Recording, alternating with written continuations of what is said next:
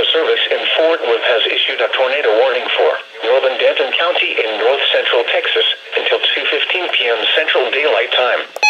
At 1:27 p.m. Central Daylight Time, a severe thunderstorm capable of producing a tornado is located over Crum or near Sanger, moving east at 40 miles per hour.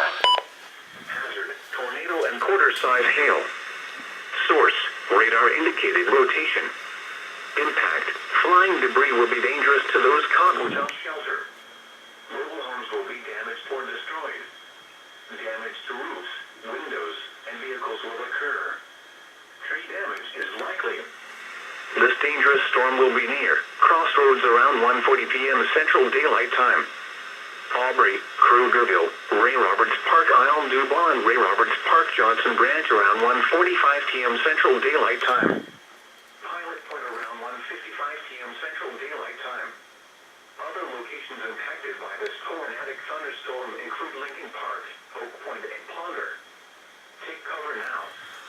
Move to an interior room on the lowest floor of a sturdy building. Avoid windows. If you are outdoors, in a mobile home, or in a vehicle, move to the closest substantial shelter and protect yourself from flying debris.